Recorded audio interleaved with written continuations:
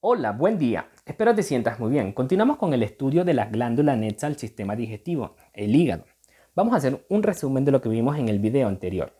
Ya sabemos que es una glándula anficrina, produce bilis que excreta por un sistema de conductos biliares hasta el duodeno y produce una múltiple cantidad de sustancias que secreta directamente a la sangre. La glándula está recubierta por un estroma fino de tejido conectivo denso, la cápsula de Gleason, que se engrosa en la región del hígado y permite la entrada de una irrigación dual constituida por la vena porta, que suministra el 75% de sangre a esta glándula, y la arteria hepática, que suministra el 25% restante. La vena porta representa una red admirable que está interpuesta entre dos dominios o redes capilares, una periférica, que proviene de los órganos del sistema digestivo, y otra red capilar sinusoidal que se ubica en el parénquima del hígado. Estos sinusoides drenan hacia una vena hepática centrolobulillar, que es la vena que se ubica en el centro del lobulillo hepático, y drenan hasta las venas suprahepáticas, que desembocan finalmente a la vena cava inferior. Esta llega hasta el corazón y la sangre es bombeada a nivel general. Del ilio sale el conducto biliar común, que junto al cístico forman el colédoco y desembocan en el duodeno. La cápsula de Gleason divide a la glándula en lóbulos y estos en lobulillos, y va acompañado de las ramas de los vasos sanguíneos de la vena porta y la arteria hepática. La vena porta divide funcionalmente a la glándula en 8 lóbulos, con un sistema de conductos excretores e irrigación sanguínea que le permiten fisiológicamente actuar de manera aislada e independiente a un lóbulo de otro. El lobulillo hepático está delimitado por los tabiques de tejido conectivo que emite la cápsula de Gleason y son los espacios portal. Estos adoptan la forma de un patrón geométrico hexagonal que aprovecha de forma eficiente la superficie del hígado. En los ángulos del hexágono aparecen las ramas terminales de los vasos sanguíneos de la vena porta y la arteria hepática, más el conducto biliar interlobulillar, que constituyen estos tres elementos a la tríada portal. En el centro del lobulillo se ubica entonces la vena hepática centrolobulillar, y en torno a esta estructura se organiza el parénquima del órgano. Los hepatocitos, que son las células estructural y funcional de este órgano, se disponen de forma irradiada desde el centro, muy cercana a la vena central, hasta la periferia, alcanzando el espacio portal. Estos se distribuyen en cordones, láminas, columnas o trabéculas celulares que dejan unos espacios entre columnas y columnas de hepatocitos que están ocupados por vasos tortuosos capilares sinusoidales que tienen fenestras y no tienen lámina basal. En este vaso sanguíneo sinusoidal se mezcla la sangre venosa portal y la sangre arterial hepática, y el plasma sanguíneo se filtra a través de la fenestra al espacio de Dice, que es el espacio perisinusoidal ubicado entre el capilar y la membrana plasmática del hepatocito, y permite el intercambio de sustancias entre la sangre y las células del parénquima hepático. En torno al sinusoide también se ubican unas células, las células de Kupffer y las células Natural Killer o PIT, que están en contacto con la superficie luminal del endotelio sinusoidal, mientras que las células de Ito se ubican en el espacio de Dice. El parénquima del hígado ha sido subdividido en lobulaciones a través de líneas imaginarias para establecer criterios que se adopten a la actividad funcional endocrina y exocrina que cumplen estas mismas células que forman parte del parénquima de este órgano, y también para comprender procesos patológicos con alteraciones morfológicas hepatocelulares asociadas a estos eventos. Se conoce entonces que el lobulillo hepático clásico se adapta a la forma anatómica estructural y a la función endocrina de la glándula, mientras que el lobulillo portal describe la función exocrina. El acino portal divide en 3 zonas al parénquima: una zona 1, periportal, que aprovecha mejor el oxígeno; una zona 2, intermedia; y una zona 3, centrolobulillar, próxima a la vena central, que tiene poca cantidad de oxígeno. Ya que conocemos la organización histológica del hígado, nos permitirá entonces asociar estas estructuras con los procesos fisiológicos que cumple la glándula. Pasemos entonces a describir algunas funciones del hígado. Son tantas las funciones del hígado que en términos de sofisticación biológica solo es ligeramente superado por el cerebro. Es esencial para la vida. Esta glándula, al estar interpuesta entre la circulación del sistema digestivo y la circulación general, regula el suministro de sustancias a otros órganos y tejidos provenientes desde la circulación del tracto gastrointestinal. Funciona entonces como un laboratorio que controla múltiples procesos metabólicos, bioquímicos e inmunológicos. Entre las funciones está filtrar la sangre. Esta función la lleva a cabo a través de las células de Kupffer, que eliminan células, restos celulares, eritrocitos, desechos celulares, bacterias, virus, entre otras. Funciona como depósito. Los hepatocitos captan glucosa y por reacciones enzimáticas las polimerizan para formar glucógeno en inclusiones citoplasmáticas, que es la forma de acumular los carbohidratos. Mantienen los niveles de glucosa en sangre mediante los periodos o durante los periodos de ayuno o cuando no existe una digestión. El retículo endoplasmático liso posee una enzima en su membrana que es la glucosa 6-fosfatasa que escinde y rompe el glucógeno liberando glucosa por activación o señalización de la hormona glucagón, que es producida por las células en el páncreas, que veremos en la próxima clase. Por eso es muy frecuente ver los depósitos o las inclusiones de glucógeno cercanos al retículo endoplasmático liso en las micrografías electrónicas que se presentan del hepatocito. Cuando hay una disminución del reservorio de glucógeno, el hígado cuenta con sistemas enzimáticos capaces de sintetizar glucosa a partir de ácido láctico, glicerol, ácido piróvico e incluso aminoácidos y ácidos grasos. También almacena importantes cantidades de vitamina A y sabemos que esta función la lleva a cabo las células de hito, que es el principal reservorio de estos retinoides en el organismo. También acumula vitamina B12, ácido fólico, hierro, que son importantes para el metabolismo y la síntesis de hemoglobina. También almacena otros metales como el cobre. Participa en el metabolismo y el transporte de lípidos. El hígado mantiene los niveles normales de lípidos en sangre. Produce la lipoproteína plasmática, que es el principal vehículo de transporte de estos lípidos en sangre. Sintetiza a la fracción del VLDL, que es la lipoproteína de muy baja densidad, que está conformada principalmente por triglicéridos. También sintetiza ácidos grasos a partir de glucosa y aminoácidos y colesterol a partir de acetato. Esta función la lleva a cabo el retículo endoplasmático liso. Sintetiza proteínas plasmáticas, por ejemplo la albúmina, que es la proteína de mayor concentración o que está en mayor presencia en la sangre. Esta albúmina participa en procesos de transporte de múltiples sustancias liposolubles, como por ejemplo la bilirrubina, y mantiene la presión oncótica, que es la que permite que el componente líquido de la sangre se mantenga en los vasos sanguíneos y no se filtre al intersticio. Si hay una disminución de la función hepática, acompañada de una disminución de la concentración de albúmina en sangre, se pueden presentar edemas, que es la trasvasación de la parte o la porción líquida de la sangre hacia el intersticio. Sintetiza también globulina y sintetiza también proteínas implicadas en la coagulación como el fibrinógeno, protrombina, factor 3, que si hay una disminución entonces de la función hepática puede causar tendencias a hemorragias y aumento de los tiempos de coagulación. Participa en el metabolismo de drogas liposolubles, entre ellas medicamentos como los barbitúricos, antihistamínicos, anticonvulsivantes. También metaboliza pesticidas que pueden contaminar los alimentos y esta función las lleva a cabo a través del retículo endoplasmático liso, que presenta sobre su membrana celular sistemas enzimáticos que cumplen procesos bioquímicos de hidroxilación, monoxidación, conjugación, que hacen al final de cuentas estos procesos es hacer esta sustancia hidrosoluble, neutralizarla para que puedan ser eliminadas ya sean por la orina o por vía biliar. Ya conocemos que los hepatocitos de la zona 3 o centro lobular son los que expresan este sistema enzimático sobre la membrana celular del retículo endoplasmático liso.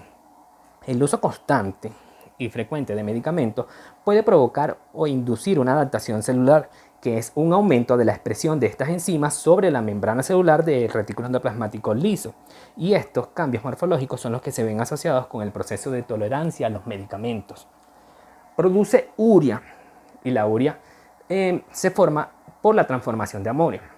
El amonio proviene del catabolismo de las proteínas, específicamente de los aminoácidos, y este es transformado a urea para ser liberado a través de la orina.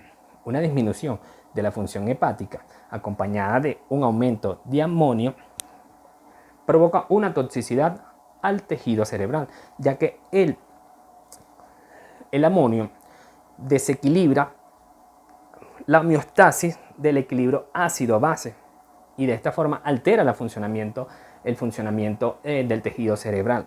También la determinación de amonio es importante en el laboratorio debido a que es un marcador predictor de la aparición de coma hepático en las hepatopatías. También se evalúa para ver las respuestas a los tratamientos. La captación y la eliminación de la bilirrubina es otra función también del hígado. Esta bilirrubina es un pigmento que se origina de la degradación de la hemoglobina que proviene de los eritrocitos que fueron fagocitados por los macrófagos en el vaso y las células de Kupffer en el hígado.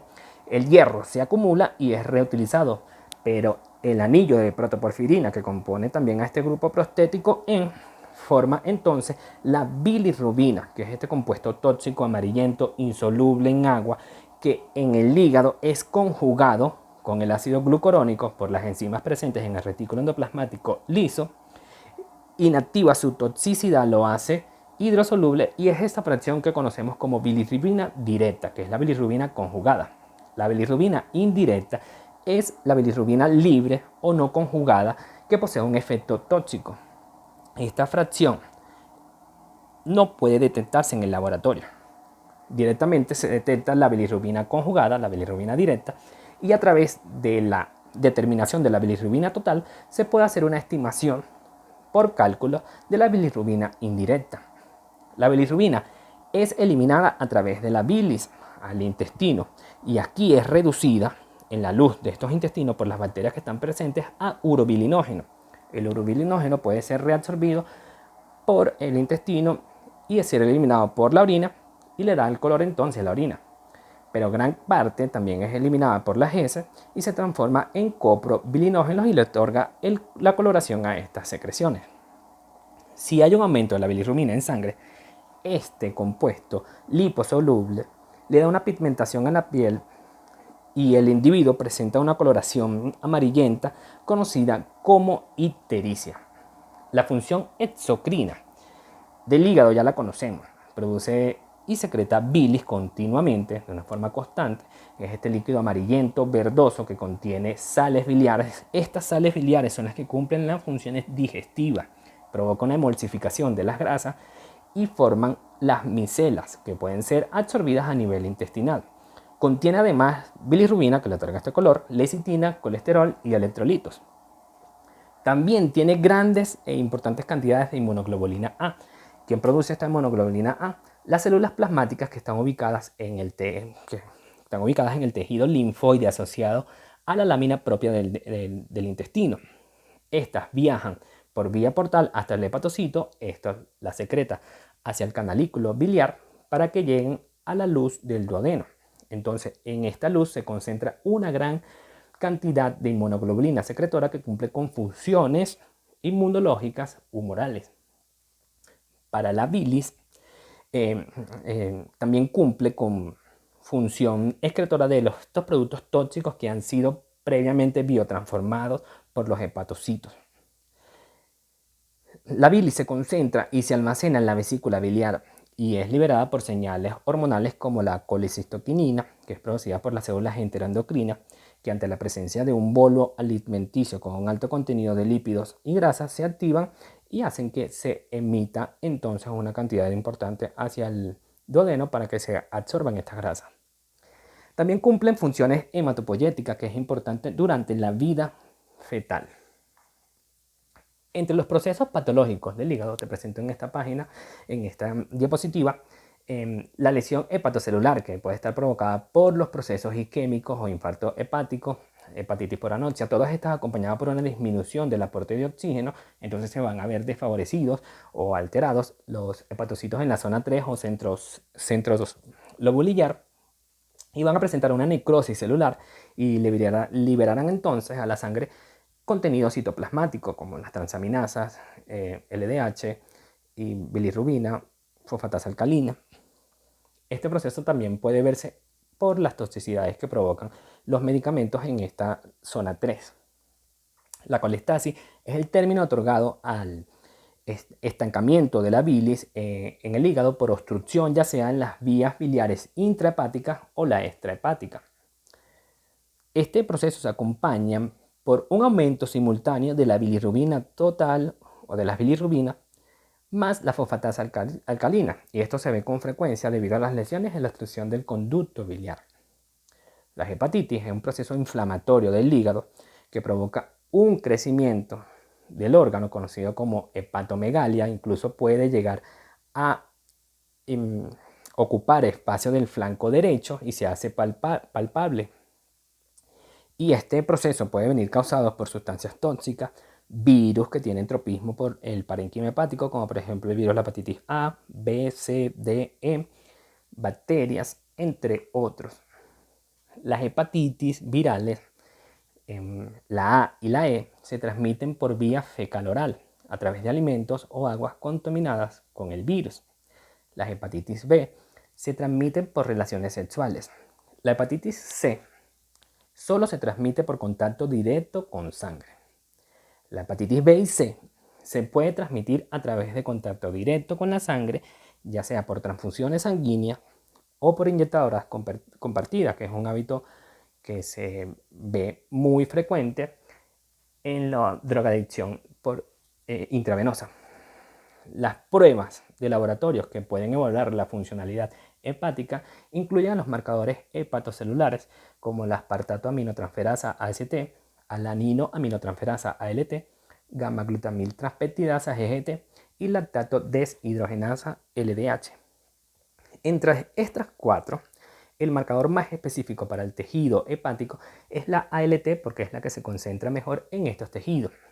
La LDH es la más inespecífica porque está vastamente extravesida, por ejemplo, en otros órganos como el corazón, el riñón, está presente de hecho en el eritrocito, macrófago y en otros tejidos. La ACT y la ALT por lo general se aumentan de forma simultánea y esto va a depender de la cantidad o la masa de hepatocitos que hayan sido alterados o destruidos. Las GGT se ven involucrados en procesos de toxicidad por alcohol. Y la LDH, como dije, es la más inespecífica, pero puede utilizarse también en los procesos hepatocelulares o de destrucción hepatocelular de este tejido, sobre todo en los neoplásicos. Los marcadores colestiásicos incluyen, como ya dijimos en la parte de funcionalidad, la fosfatasa alcalina, ALP, y las bilirrubinas, que simultáneamente se aumentan en estos procesos de obstrucción biliar. Los marcadores que se emplean para la funcionalidad hepática son la albúmina, fibrinos en las pruebas de coagulación, el amonio y la urea. Si hay una disminución de la concentración de albúmina, es indicativo de una disminución de la funcionalidad hepática que se ve relacionada, por ejemplo, en los procesos de cirrosis. Una disminución también de la concentración de fibrinógeno en el plasma también se ve asociada con procesos o disminución de la funcionalidad hepática. Las pruebas de coagulaciones se alteran con un alargamiento y con un posible sangramiento. Como dijimos ya anteriormente, el amonio, un aumento del amonio, entonces es indicativo de una disminución de la función hepática y puede causar entonces los procesos conocidos como encefalopatías hepáticas. También existen las pruebas serológicas para detectar ya sea la presencia de anticuerpos circulantes o antígenos de los virus que tienen tropismo por el patocito. Entonces están las detecciones de los anticuerpos IgG e IgM dirigidos contra el virus de la hepatitis A. Detección de los anticuerpos IgG e IgM contra el virus de la hepatitis C. En el caso de la hepatitis B se pueden determinar los antígenos de superficie, que serían indicativos de la presencia del virus en sangre, el antígeno E, que sería indicativo de una replicación activa del virus en los hepatocitos, y los anticuerpos del core, por ejemplo la hepatitis G y la M, y los anticuerpos contra el antígeno de superficie, que son importantes ante la inmunidad. Te presento acá un caso clínico relacionado a las hepatitis virales. Te recomiendo leer bien el enunciado para que logres captar la información que te logre guiar hacia las estructuras histológicas que pueden verse afectadas debido a los hábitos que presenten el paciente o las patologías asociadas que estos presentan. Por ejemplo, acá se trata de un hombre de 43 años que consume frecuentemente alimentos del mar y ya por esta parte es indicio de que es una transmisión orofecal. Entonces nos enfocamos en la hepatitis A o la hepatitis E.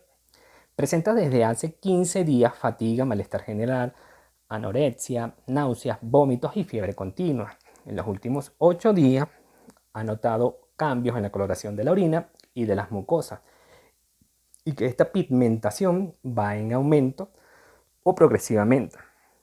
Entonces, bueno, esto es indicativo de que hay un aumento de la bilirrubina. Entre los resultados se presenta entonces una hemoglobina y un hematocrito elevado. Esto es indicativo de una hemoconcentración por pérdida de líquidos que puede ser provocada por los vómitos y la sudoración causada por la fiebre.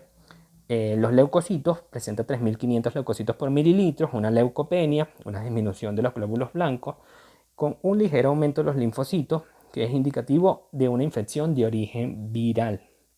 Una ligera eosinofilia que puede estar relacionada con el proceso inflamatorio. Entre los parámetros químicos se ve una alteración de las bilirrubinas, que está elevada, la GGT está normal, y los otros marcadores hepatocelular como el AST y ALT están súper elevados, que entonces es un proceso viral con una destrucción masiva de los hepatocitos causada por las células natural killers o las células PIT, que son residentes entonces de este órgano. La proteína total y la albúmina están normales. Bien, llegamos hasta el final de la clase, en la que ya se te presentan también múltiples casos clínicos. Espero que lo logres resolver todo. Y bien, para mí ha sido un gusto presentarte esta clase de este órgano tan importante. Quedo atento ante las dudas o incertidumbre que te da toda esta información tan importante. Y bien, nos veremos entonces en las siguientes clases. Buen día.